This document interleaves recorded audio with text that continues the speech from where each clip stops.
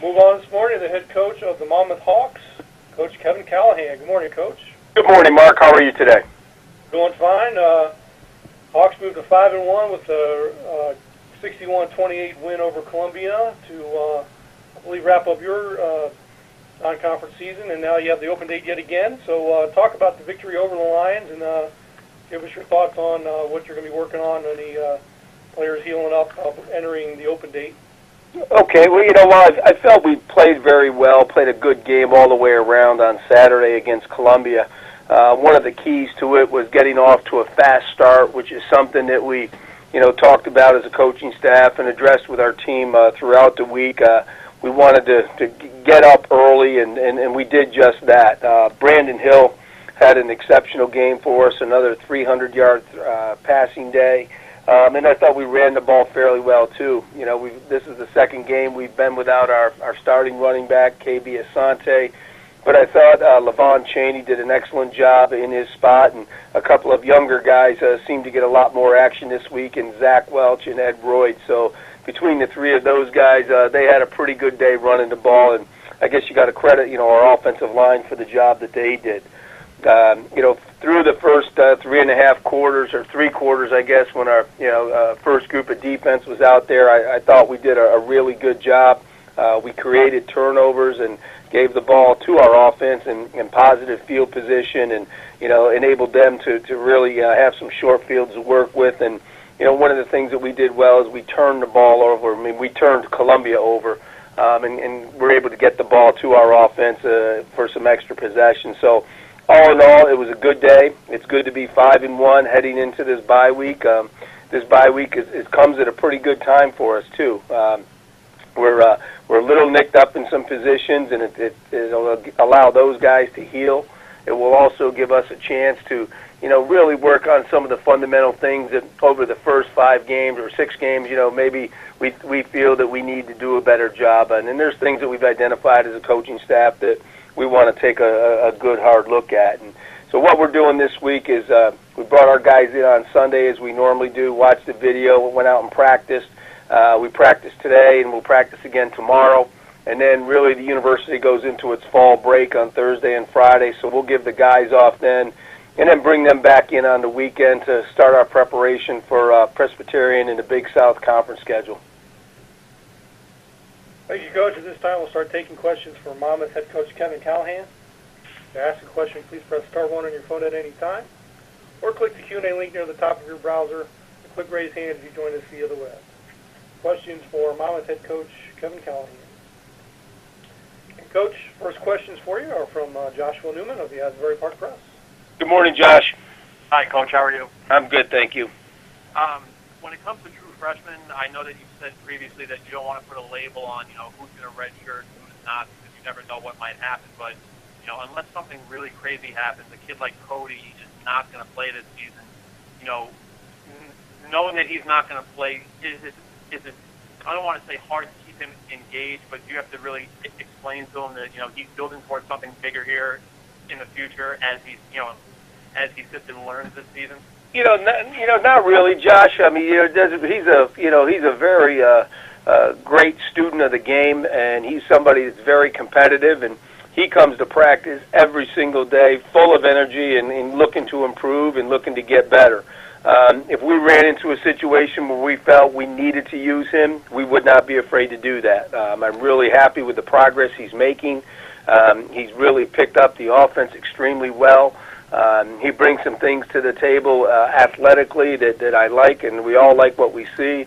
But as long as Brandon's healthy and playing well, and we have a good number 2 and a 5th-year guy, Greg Depew, we may not be put into that situation. But if we felt we were, we would not hesitate to use him.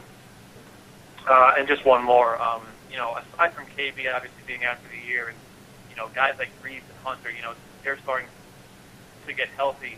Generally speaking, you guys are pretty healthy here through 6 games. What do you attribute that to? Well, we are generally healthy. I mean, we haven't started the same offensive line, same 5 guys in the offensive line yet. We've had 6 different starting lineups this year. So I hope we get a little bit more consistency there. We've had some issues at the linebacker position as well. But I think overall, I agree with you, Josh. We are fairly healthy, and I think that, a lot of that credit has to go to our strength and conditioning coach, Tim Ream, who does a great job with our players year-round and had a great winter, spring, and certainly a great summer plan for these guys.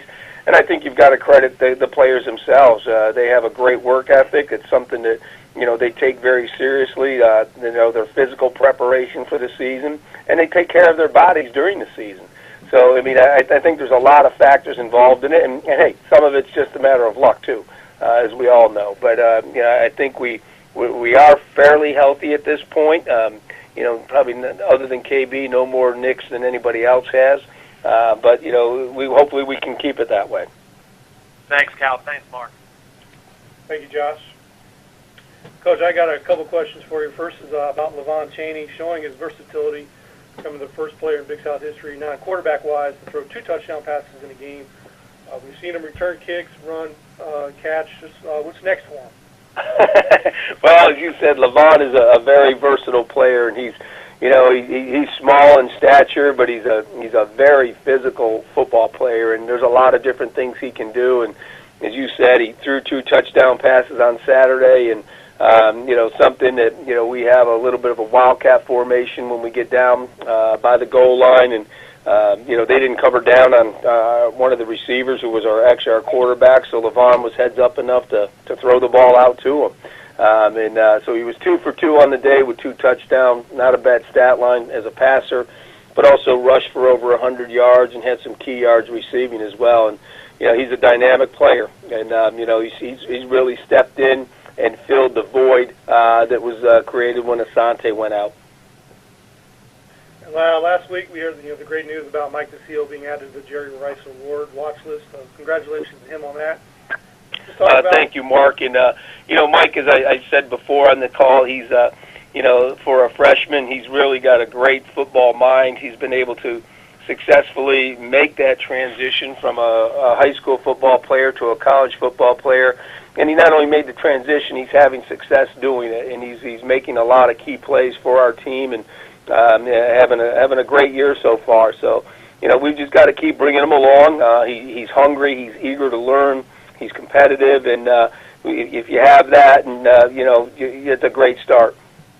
Well, speaking of Mike, with that, everything you mentioned, is there any concern about him hitting a wall per se, being a true freshman starting for you?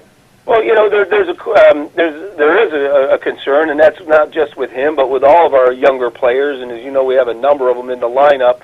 That as you get to the second half and the last third of your football season, it starts to have a cumulative physical effect on you, and we've got to make sure that we're resting them whenever we can, and we're keeping them healthy, and so that his body holds up. The thing about the freshmen is they haven't had the advantage of a college off-season program, a college winter program in terms of the strength training and conditioning. So they may not be as suited to hold up or as durable as some of your older guys. And Coach, my final question for you: you have the open date, then you begin conference play. Just what it means to be back in getting ready for a conference season, and what the players' impressions of the Big South are so far from the non-conference side. Well, I'll tell you what, Mark, we're very excited about it. Last year we were an independent. We did not have a conference to play in, a championship to play for, or anything like that. So in that regard, our players are excited about it. We've played very few of the teams in this conference before, Liberty last year and Coastal Carolina back a number of years ago.